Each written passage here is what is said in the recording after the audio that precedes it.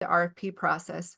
As I have learned more, I have significant concerns about moving forward into a 30-year partnership with Rays-Hines. First, I'm going to go over a summary of the recent committee of the whole meeting. Then I'll touch on some of the comments made by city council members. And then we can go into more detail regarding city council comments in the next meetings. And then we will open up for questions. We're hoping to be able to answer questions following tonight's meeting throughout the week. And we encourage residents to check out our website, nohomerun.com. If you have questions, please type them in the chat function, and we will address as many as possible following the presentation. We will try to follow up with the remaining questions throughout the week, and we're available by email and phone to discuss further. So let's go ahead and get started. Tonight, we're going to talk about a summary of the questions and comments from council, the administration, and the Rays-Hines group. We're also going to talk about a summary about what's actually in the legal contract versus verbal assurances. I'm just going to go over the timeline. There's an update to the dates that the next committee of the whole meeting will be held for the stadium. It's now going to be in June of 2024. And then the vote moved out until July. It'll be after the city council breaks and then returns. So this is a summary of the subsidies for the stadium and redevelopment.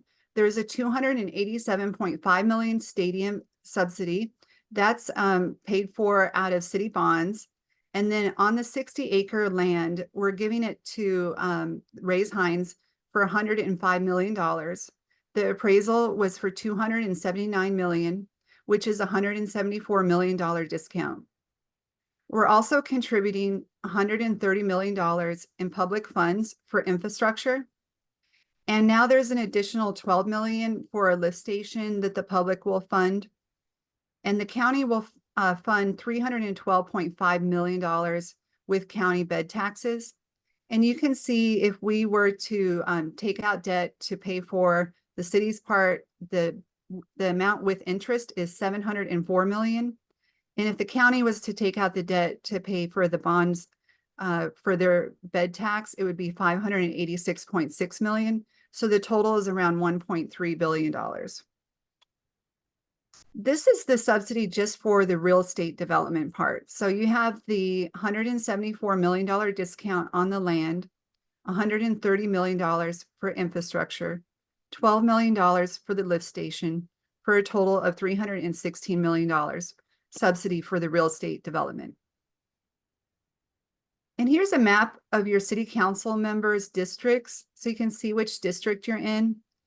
And the city council members' comments were uploaded to YouTube. So please check your district to figure out which council member is yours so that you can ask them questions and give them feedback on their comments. And we ask you to encourage 5 of your friends to also contact the No Home Run website to get this video so that they can learn more about the proposed historic gas plant redevelopment project and get more involved.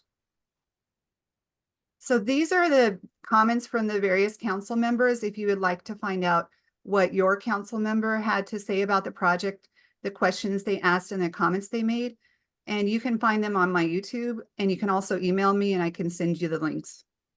These can be shared to Facebook as well.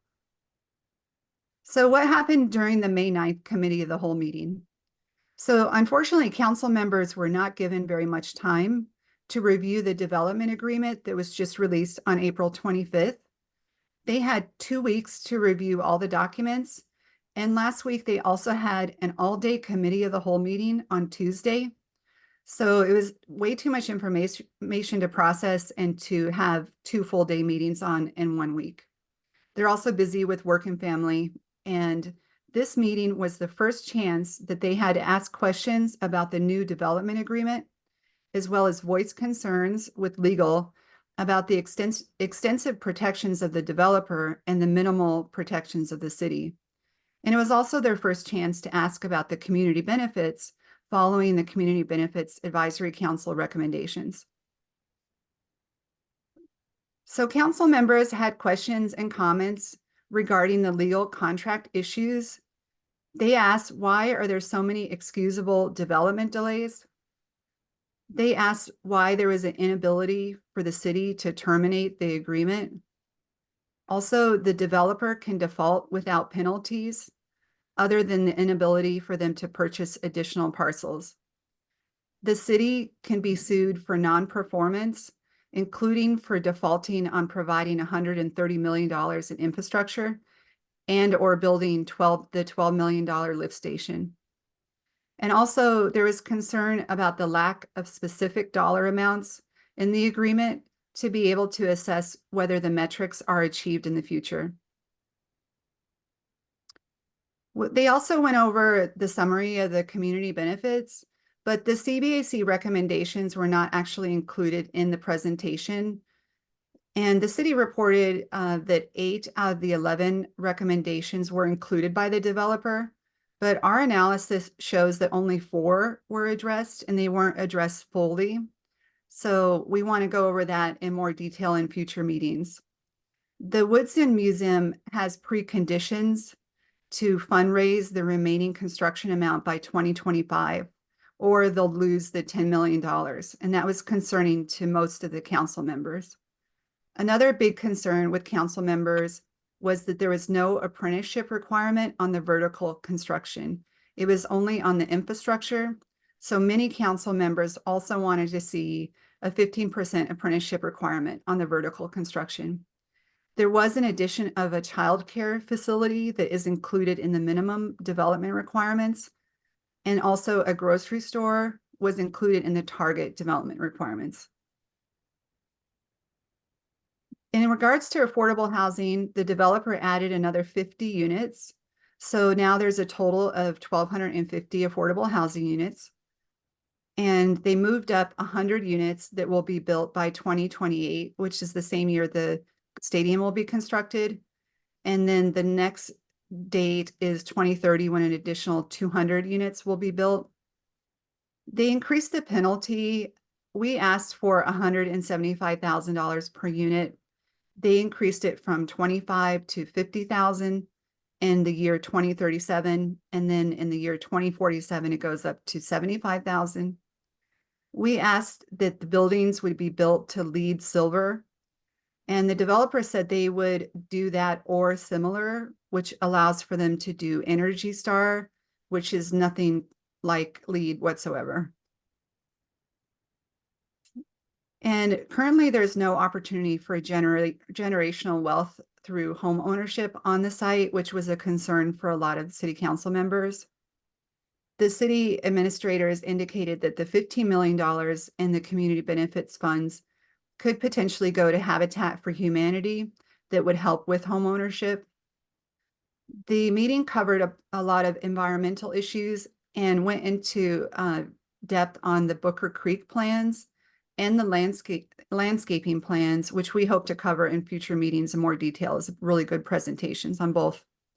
And they also talked about transportation, accessibility, complete streets, bike and pedestrian use, and the connection to Campbell Park. And Rob Gertis talks about what the city administration's approach to the deal is. He indicated that he was trying to align the interest of the developers with the goal of the city. And he said that would allow them flexibility regarding market conditions, which was a high priority for them, and said that the city's priority is minimum development requirements and affordable housing. So the question that we have is, did the city achieve their goals with this development agreement? Because the tax revenue is based on the target development, but if you use the minimum development, which is what they're obligated to build, it's actually $130 million less. And then the affordable housing, currently there's only 200 units that are on site that are less than 80% AMI. And a lot of the CBAC recommendations were ignored, unfortunately, in my opinion. The most important ones were. And then in regards to Class A office space, they're only going to build 133,000 square feet within the first 10 years per the minimum development requirements. And just for comparison, the Orange Station, and now called the Central Project, which is located at the old police station, provides 125,000 square feet. So it's not much more than that single building throughout the 60 acres. And then for Campbell Park, we were really hoping for a new pedestrian bridge, but that's not going to happen. We also were hoping for investment into our community for jobs and training, but that's not specifically going to happen for Campbell Park. And then there's no longer any money going into studying the lowering of 175 into a boulevard like there was with the previous development through Midtown.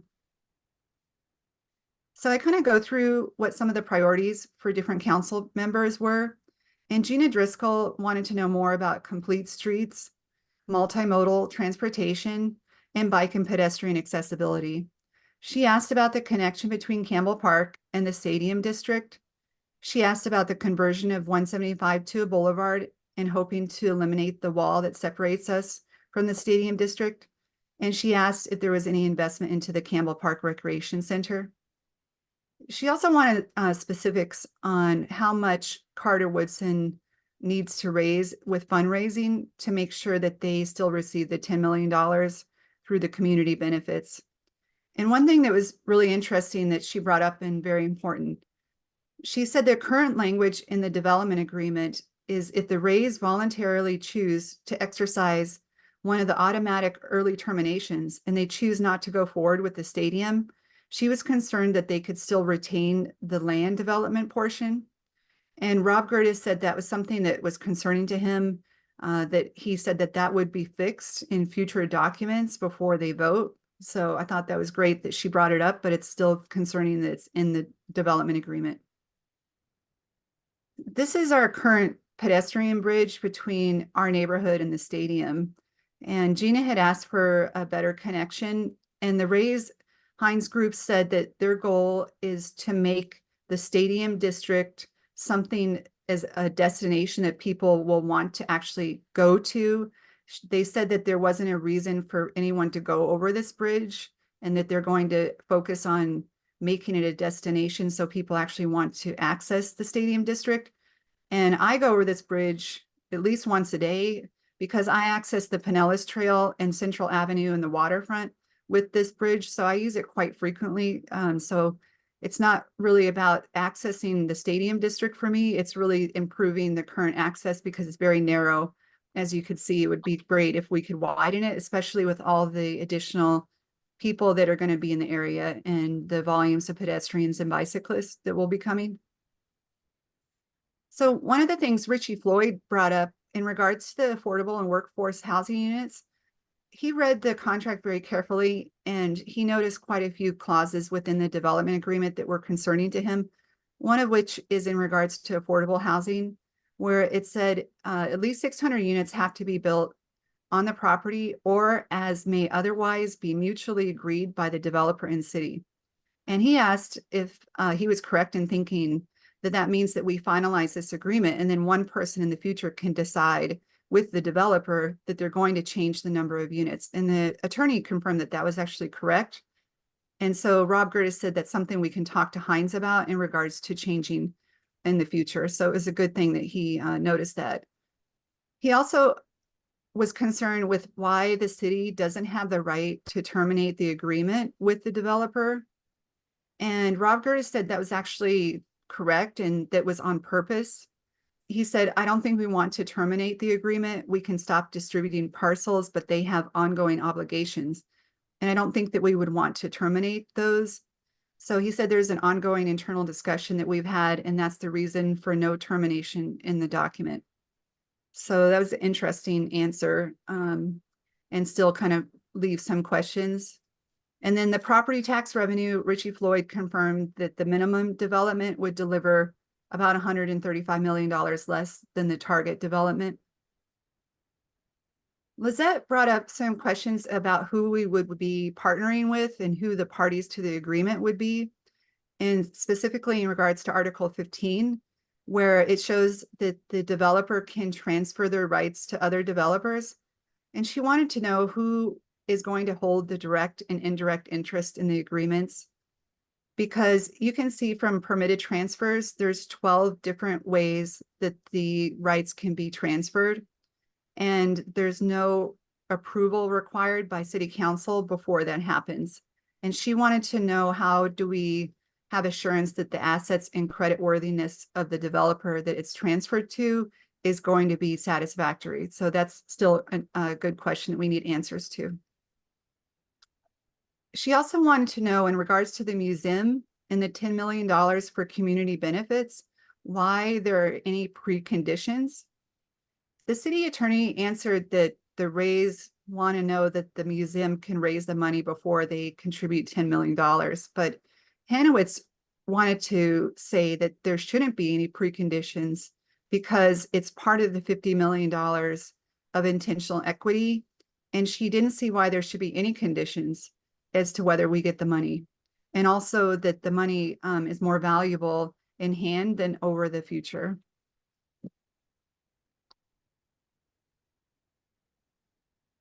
Sorry about that.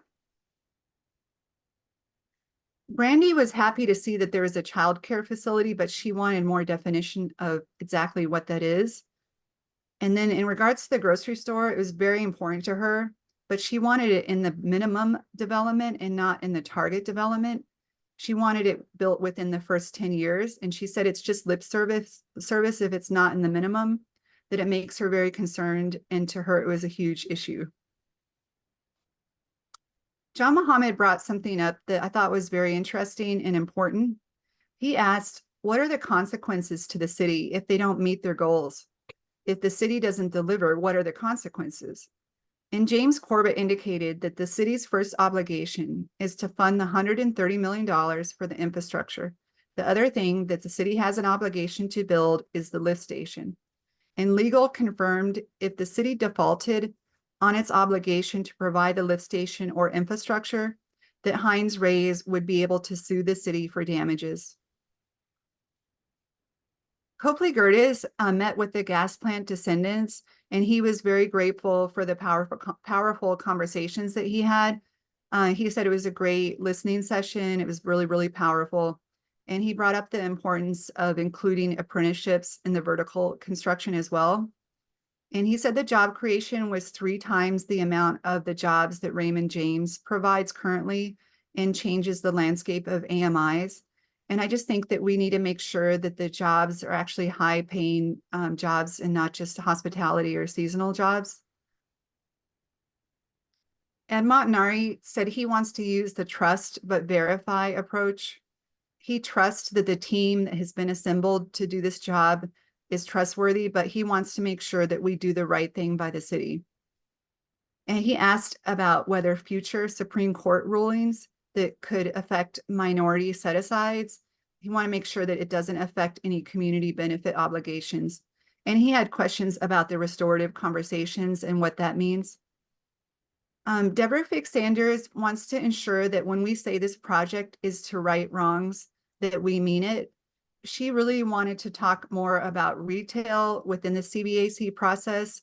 She felt that we spent too much time on housing and that she wasn't able to bring that issue up, but that issue wasn't really brought up until after the CBAC was over, but it is a priority for her. I think she's referring to the Saturday morning shops and all the great work that Renee Edwards has done in being able to provide more opportunities for small businesses to grow their businesses and expand. She also brought up the fact that there is a lot of or language, as in or similar, and she wants to make things more specific. She also wants to define what the good faith effort is, and that they've been asking for that for a very long time and still is very important to them, and that apprenticeships should be included as well. And she wants to have more homeownership opportunities for local residents. So in regards to putting things in writing, during the meeting, there was a lot of reference to what the Rays promised they would do or verbally stated that they would do, but the concern is that it needs to be in writing with the development agreement. And so the question is, can we trust that we don't need things to be in writing with Rays-Hines? And this is a recent article about the settlement with Stu Sternberg's business partners. And the suit was filed in 2021. And the business partners alleged that Sternberg had engaged in a fraudulent and relentless scheme to consolidate team control, withhold details about the team's income, and secretly negotiate a plan to have the team play half its games in Montreal. So I just think that it's very important that everything that we agree to with Stu Sternberg and the Rays is in writing, and then we have a clear expectation of what we're getting ourselves into. And this is an example of a project that was recently completed in Miami, and the real cost is in the billions. You can see a timeline of what they went through. There actually was a lawsuit that was filed, and the mayor was voted out. And so it's 7 years before the stadium was complete. And you can see that the attendance is still quite low. It's actually even lower than the Tampa Bay Rays attendance at 14,762 fans per game. I think just a couple weeks ago they had a game and there was only 3,000 people in attendance. This is a story about the previous president of the Florida Marlins, that's now the Miami Marlins, David Sampson. And now he is having a podcast where he talks about how you get these stadium scheme deals through. He said this is how they perpetuate the con. It's little things telling people this team will be relevant toward the end of the season, setting it aflame in July. Lies, small lies that build up into a mountain of distrust, anger, and resentment. That's David Sampson's words. And this is when he tried to blow the whistle on the billion-dollar real estate development with Inter Miami. So that's a quote from him. This is just something that popped up recently, and the person commented that we're looking at things with a negative hypothetical with extremely unlikely outcomes.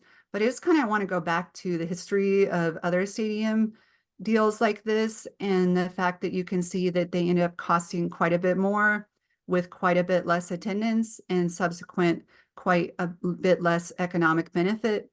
So we just want to know what we're getting into, and that's why it's so important that we have all our agreements in writing and we have all these questions answered and that everything is very clear.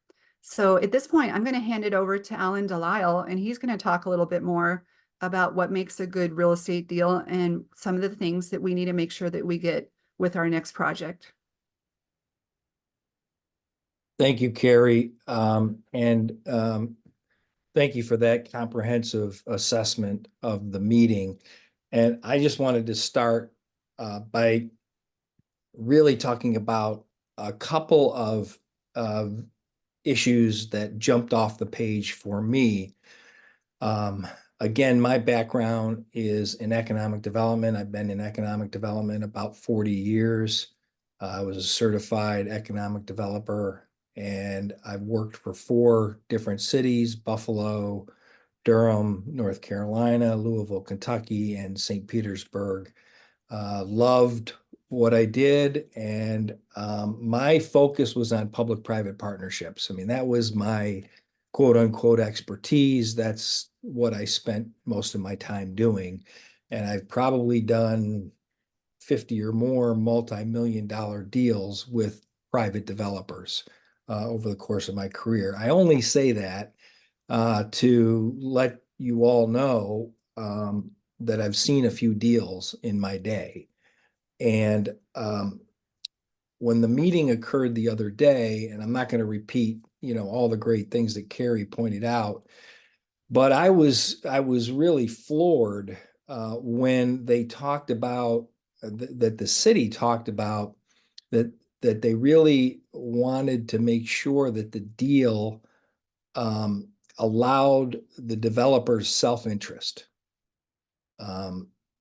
meaning that was the reason why they didn't put any accountability or very few accountability provisions into the deal that a guy like me looks for all the time. Now, I review deals from other cities, and I work with developers to make sure that they put good deals together for the public sector. And if you're saying that you're going to rely on the self-interest of the developer, then that means that, the developer may come through or may not. You have no assurance because you have no accountability in your agreement that says they will do this. And I just see so many flaws. I did a review and looked at 22 provisions that I would have changed immediately because I thought it just was too risky for the public sector and the taxpayers of the town. And, I think most of you know that I was the city development administrator for St. Pete for 7 years. So that was my job. My job was to try to make things happen, but in a responsible way to the taxpayer. So you never lean too much to the developer, and you always held that developer accountable. I mean, can you imagine if we would have said on the pier, basically do what you want, build an entertainment facility and, maybe do this, maybe do that, and do it over 30 years. I mean, we would have gotten run out of town. So I found that offensive, and and that basically tells you everything that you need to know, in my humble opinion, about how weak the deal is when it relates to what the developer needs to do. The other thing that struck me is they continue to say that paying for all of the infrastructure on the public side is standard operating procedure. I can tell you with all certainty that is not the case. When a developer does a big project like this, it is rare that the public sector pays for the infrastructure. They may pay for some where it makes sense, but to pay for the roads and the utilities and all of that, and basically take that expense off of the developer, when the developer is going to get all the revenue on the project. So they're going to be able to charge market rate rents for the most part and receive a return without that investment occurring because the city has taken that off their back. The other thing that I was somewhat disappointed in, somewhat is an understatement. I have never heard a council member talk about job creation, 11,000 jobs to be created by this project, similar to Raymond James. I can tell you that there isn't one job guaranteed in this deal, not one. The stadium gets built. They already have those jobs.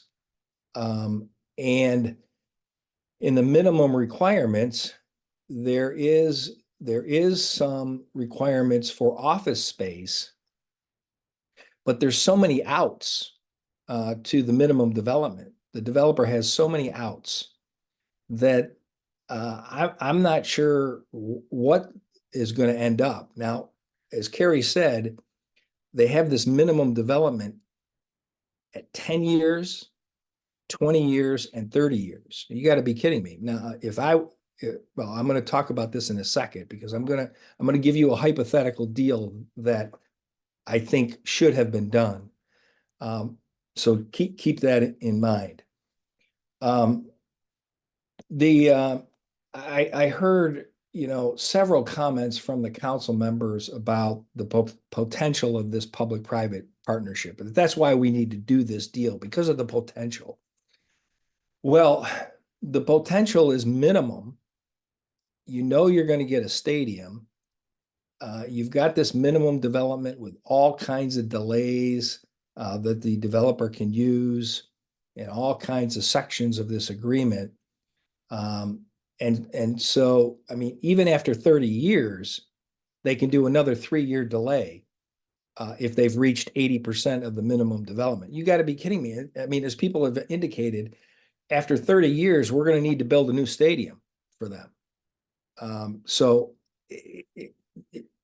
mean, the whole concept of the non-stadium development is pushed aside, minimized, and in some cases ignored. And all that really matters is the stadium development. And of course, some people, I guess, are arguing that that's all that matters, is you just keep the Rays. But in a true public-private partnership, that's not the case. Both sides win. In this case, one side is winning. And I do believe that this deal will be written about many years to come, much like Miami, once the Rays and Hines start to disappoint the community. Because I don't care what anybody says, based on this agreement, Rays-Hines has every out that you can imagine in the language of the excusable development delays. That's about a paragraph long or more. And there's more ways that they can delay their minimum development than I can count. I mean, it's endless. And I've never seen any language like it in my career. And there's no way that I would ever allow something like that to happen during my career. So we don't know who we are dealing with, as Lisette had pointed out in her discussion. We're not exactly sure who the developer is. The owner of the Rays is actually mentioned as Stu Sternberg individually. So even if he sells the Rays, there was a question raised in the meeting that Stu Sternberg could step in and still control the development. You got to be kidding me. And so even our legal folks on the city it seemed to me that they were uncomfortable with some of those legal questions. And I was not used to that. When I was there, the legal department spoke their mind and said it like it was. I don't see that happening. And there's no way they can be comfortable with that language, in my humble opinion. So we don't know what or when the non-stadium will be developed. The non-stadium development will be developed. There's so many excusable delays. They can reject parcels, and if they reject more than 20%, then they can reduce the minimum development, believe it or not.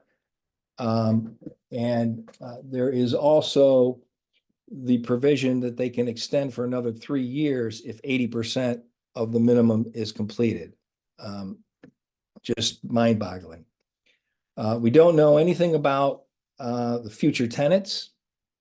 There's no tenants identified in the project, which is absurd to me, other than the Rays in the stadium. And the stadium, all of these questions on the non-stadium development side don't exist with the stadium, right? They have the land. They know they're going to do the land. They're going to accept the land at no price. They don't have to pay anything for it, and they're going to do their due diligence, and they're going to make it happen in 4 years. And then you talk about non-stadium development, which is important to the city, and there's very little. Oh, well, we can't do that until later. We got to decide that later. I don't know how many times I heard that. Now, they intend to do it. They said that a million times. Oh, yes, we intend to do it, but it's not in the document.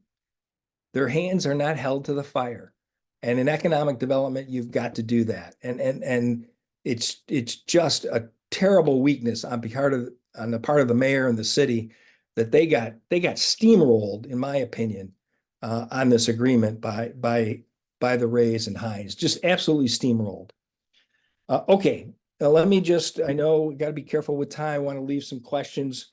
Let me talk about what I think the deal should be as an alternative. And it's me. It's Alan DeLisle. It's not No Home Runs. It's not other. It's just my thoughts on how I would have tried to craft this deal as I went to the table with the Rays. First thing is, I would not have separated the stadium from the non-stadium development. In other words, if they want to build the stadium in the first 4 years, by God, they're going to develop non-stadium in the first 4 years as well. I would require not minimum development, but I would require all of phase 1 and all of phase 2, the target development, gets developed at the same time as the stadium. If you're going to spend $130 million on infrastructure and you're going to give away $176 million of land value, you better know that the city is going to get their return on that investment. The second thing is that I would include the museum And I would include most of the affordable housing in phase 1 and phase 2. Pushing it out 20, 30 years, no. No, you're going to work just as hard on the non-stadium development as you do the stadium. I would have the Rays pay for most of the cost of the infrastructure. You may know that in the Midtown agreement, which I negotiated, that was rejected by Welsh, and I hold no hard feelings on that. I was actually hoping this deal was going to be a lot better and I could support it. But in the Midtown deal, we did 50-50. The city was putting up 75 million and Midtown was putting up 75 million. And by the way, that was the extent of our investment. I would not allow any parcel development. It would all be by phases. This parcel development is a mess in the future, in my humble opinion. It is going to be a train wreck. Why? Because it's going to be complicated. You're going to have 8 or 10 or 12 other developers working on sites, and then some of the properties can be rejected. I mean, all the properties can be rejected based on a long definition of what the criteria can be. And it's just about everything. And so what happens if you reject parcels that are in the middle of the development? Then you got like vacant land in the middle of the development. That's not going to work. So then what does the city do? The city goes out and finds another developer. I mean, you got to be kidding me. I mean, you're giving all these benefits to Rays-Hines. They should be responsible for doing all of the development in phases.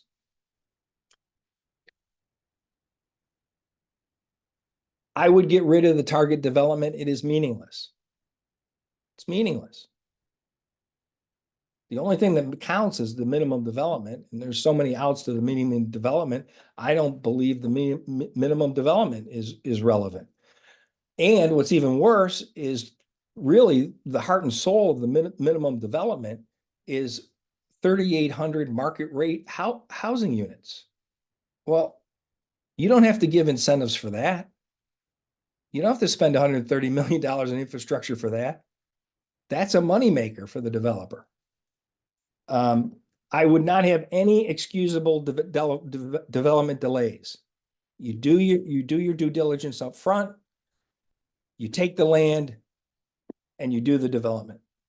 You don't then, later on get to come back and say, oh, we found this or we found that, or, the property's not accessible anymore because, we put a park next to it, or, because those are the outs that they have, in my opinion.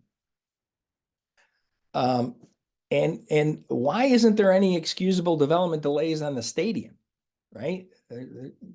There's nothing about delays when it relates to the stadium. No. You build the infrastructure, you give us the land, in 4 years, we'll build that stadium, get out of our way. And maybe in year 10, we'll give you a couple of what's in the minimum development. And that's, by the way, in year 10, it's 33% of the full minimum development. In year 20, it's 66%. And then in year 30, it's 100%. And oh, by the way, you'll probably need a new stadium then. But even then, they get to delay it another 3 years if they reach 80%. So, I mean, right? I mean, you got to be kidding me. Okay. They're going to deliver 1,200 supposedly affordable housing units. 500 of those are 180% of AMI or 120% of AMI, which is really market rate in that district. So that's a joke. And Midtown, the deal that we negotiated, we had 1,800 affordable housing units. And by the way, all 1,800 were on the trop site. None were off of the trop site. And all of them had a lower average AMI than what Rays-Hines is talking about. Okay, this one really gets me. And one of the council members hit on this too. I think it was Lissette, council member Hanowitz. In addition to the infrastructure money and the free land, they're also guaranteeing grant money for affordable housing projects on site and off site. So the infrastructure money and the land money, which adds up to 304 million, is not enough. The city's going to do grants on top of that, and it's required in the language, and they admitted that in the council meeting. I mean, where does it stop? The land purchase should be much higher. We all know that. I mean, to give 174 million subsidy and pay for the community benefits should be paid for by the developer. That's the definition, but they're being paid for by the city. The transfer rights, Carrie hit on this. All the transfer rights should be subject to city approval, council approval, actually. If you're going to transfer, if you're going to have somebody else step into the shoes of Rays-Hines, the city better know who they are. The 10% requirement on most of the MWBE participation in the non-city non-stadium development is way too low. I would have Midtown was 20%. I would do, between 20 and 30%, I think is fair. I would definitely not do a special assessment so that the developer doesn't have to pay anything for infrastructure. The city's paying 130 million, and they're saying that the developer may spend 53 million in addition to that. No, the developer is not going to pay a dime because they're going to do a special assessment on the Trop district, and they're going to have all the property owners pay a fee. And that fee goes to pay the 53 million that the developer gets credit for in the term sheet and in the development agreement. They're talking about 10 acres of green space. It was 25 acres with Midtown. In my deal, I would at least do 20 acres of green space on site. And as Carrie has pointed out, I would also require all of the community benefit recommendations from the committee be accepted. So that would be an alternative deal that, to me, this is what the city should have had when they first went to the table. They should have had their deal identified and argued until they got to that point. It is amazing to me how much money I think Rays-Hines is potentially going to make on this deal because they don't have to pay for anything up front. And I mentioned that the city staff said that the infrastructure, that was a common expense for a city on a project like this. And I think I hit on this, but that's not true. Big projects like this with big developers, with big money, they put their own infrastructure in. I mean, the city has taken a responsibility that they never should have taken, and basically, gave the bank to Rays-Hines by doing that. I am going to wrap up, but let me just say one last thing, I think, and that is, and I think others are better educated on this than I am, and I know that all of us that have participated in No Home Run have no special interest in this, that we just see a bad deal and we want to get the facts out for the city to deal with.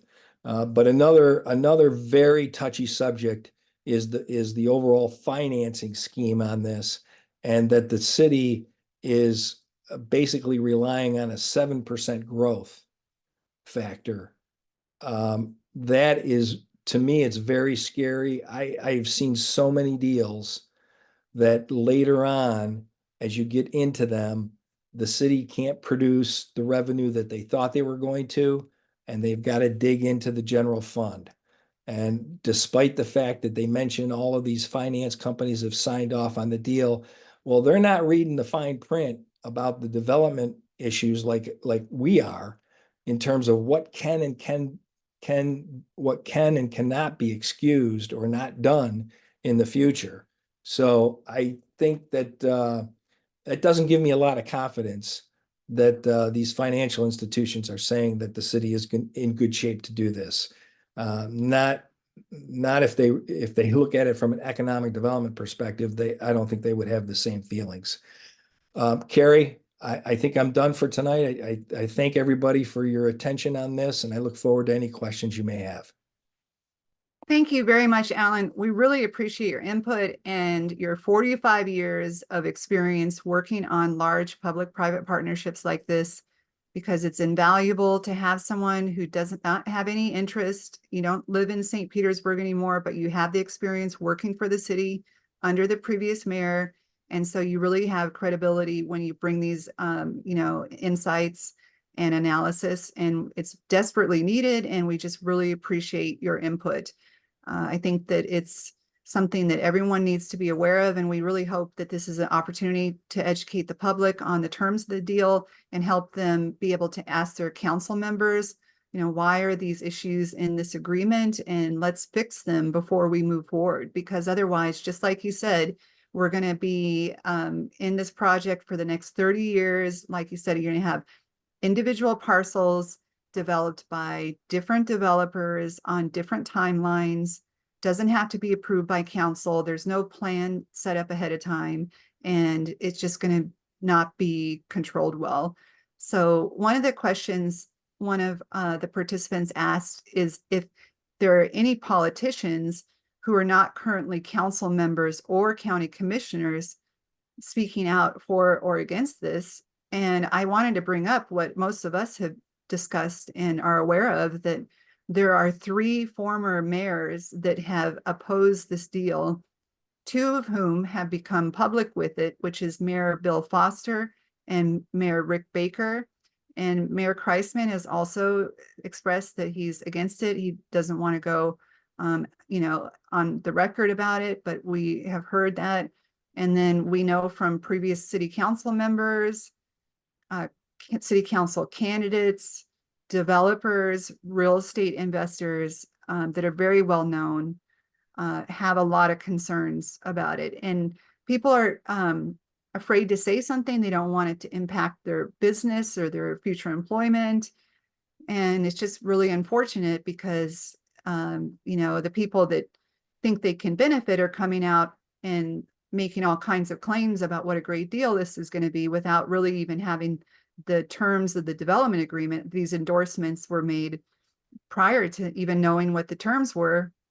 And then people who have the right information are afraid to say anything because of backlash. And it's just not a good situation for us to be in as a city. And Tom Tito from Bartlett Park asked if the non-stadium must be done before the stadium opens. And it's actually the opposite, that the stadium is the only thing that's guaranteed to be built by 2028. Now they've added 100 affordable housing units, and that's the only thing that is required to be built within that time frame. The next time frame isn't even until 2030, and that's another 200 affordable housing units.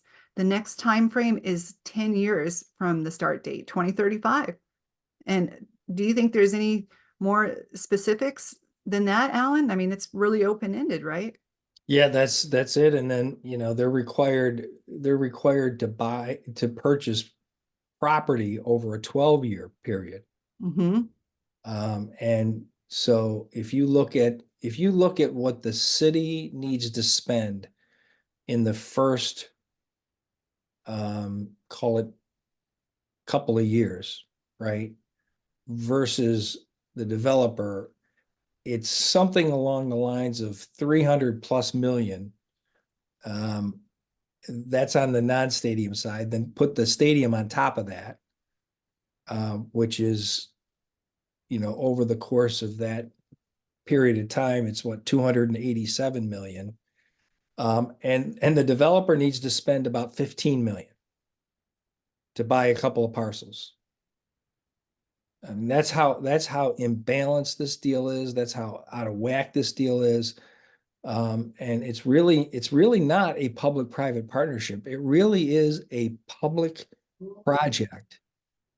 And they're basically bringing in a developer to then build on the land that the city has prepared. And when they were talking in the meeting the other day about Booker Creek and all these great things, well, the city's paying for all of that.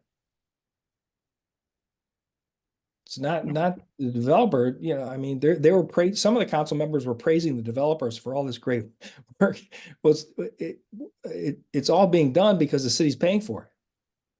That's what was frustrating to me, is that we're contributing $142 million toward infrastructure, which can be used for all kinds of things like demolition or site development or due diligence. And we're not able to get the public benefits that we've been asking for, like a new connection between Campbell Park and the stadium, or some upgrades to the stadium so that it can be functioning as a shelter or solar power instead of diesel backup generators.